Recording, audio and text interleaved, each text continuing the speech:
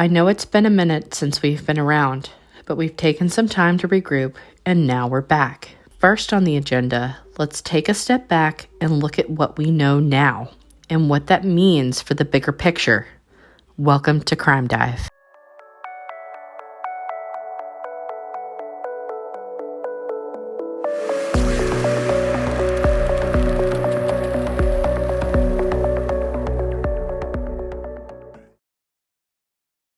So, we'll start with these two, who need no introduction at this point. Is one of them in trouble for crimes involving child sex abuse material? Yes. Are both of them? Likely, but still to be determined. Are one or both of these men involved with the murders of Abby and Libby? And to what extent? That is also yet to be determined. Let us go back to the weeks after the murders, when detectives served a search warrant on their home in Peru, Indiana. The warrant was the result of investigators receiving complaints about a profile on social media harassing underagers named Anthony Schatz. During the warrant's execution, both Kegan and his father Tony were questioned after returning home from Las Vegas. Quickly, Kegan admitted to the creation of the profile, and that he used it to solicit sexually explicit conversation and media from minors.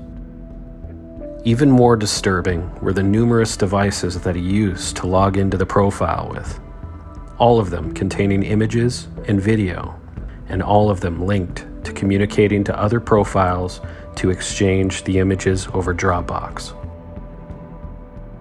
What becomes quickly obvious is that Kegan is a compulsive liar, contradicting himself and the evidence dozens of times. And at the time, Klein's link to Delphi was shelved for another strategy. That is, until December 2021, when the Indiana State Police linked the profile to the case. And we have questions for law enforcement. We understand that these investigations take time, but if you change direction in 2019, potentially towards this lead, why now 2 years later do we hear of this? And why did you not arrest him in 2017? How can we trust law enforcement when there are no answers or direction, or when we don't even know where the jurisdiction lies? Since law enforcement won't answer even the most harmless questions, we're left to wonder about a lot.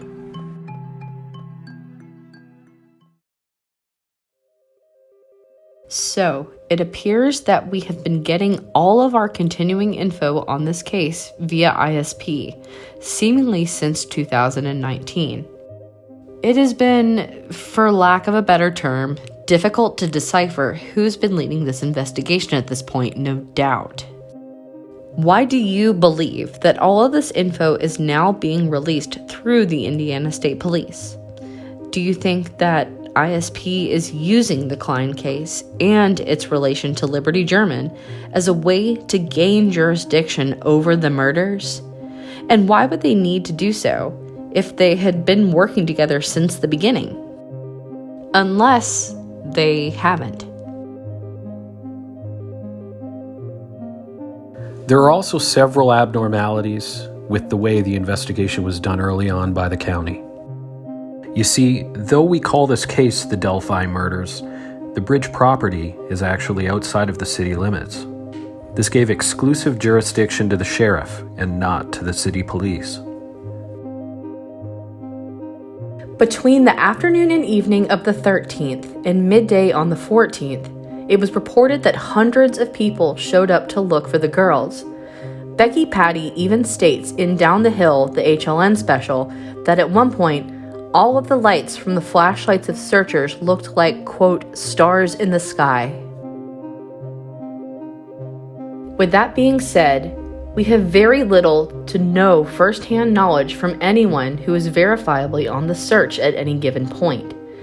And while the early days of Delphi's social media presence had screenshots left and right, most of them have become censored or since removed. From our perspective, it's hard enough to keep 1 or 2 people quiet, so how have hundreds been silenced? We reached out to Jordan Cree, who was the county coroner at the time of the murders.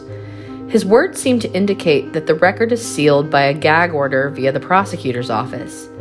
Even with that, how are they able to silence an entire county and stop freedom of information, all of which they have seemed to do?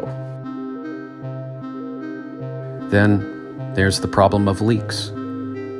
Since December of 2021, we've noticed every time an official release occurs by the Indiana State Police, a document would leak in the days or weeks after. This occurred first in December, when the ISP released a statement in regards to Anthony Schatz. The following day, an affidavit naming Keegan Kline as the creator of the profile was leaked by news media. In February of 2022, HLN finally did a third installment of their show that revealed parts of an interview done between host Barbara McDonald and Kline, as well as leaking sections of a probable cause warrant into Ron Logan's property that claimed that Libby recorded 43 seconds of video and that the video was taken at exactly 2:13 p.m. on the day of the murders. Leaks would end up coming in March of 2022 with Barbara McDonald's interview leaking online. The cause is supposedly administrative error. In addition to this, a 194-page interrogation between investigators and Kline from 2020, where agents questioned him about the profile and the whereabouts of his father on the day the girls were killed. Are we to believe that law enforcement is using some strategy to leak these documents? Or is there something more nefarious going on? We don't want to believe that there's a coup of sorts, but given the improbability of these leaks coinciding by sheer coincidence to official ISP movement in the case, and given Carroll County's reputation for questionable behavior, you have to wonder. Now please, we're not intending to accuse the county of murder, but what if clearing the murder might bring unwanted eyes into the county's dirty laundry? No one can deny the high arson rate, high murder rate, and that it has one of the poorest crime clearance rates in Indiana, a state that is already 48th worst in the United States. Ask yourself, why the secrecy? Why the new building? Why the cryptic statements by law enforcement? Why the lies about catfishing early on? Why Keegan and Tony Kline now? Join us next time as we discuss the timeline. Thank you for watching.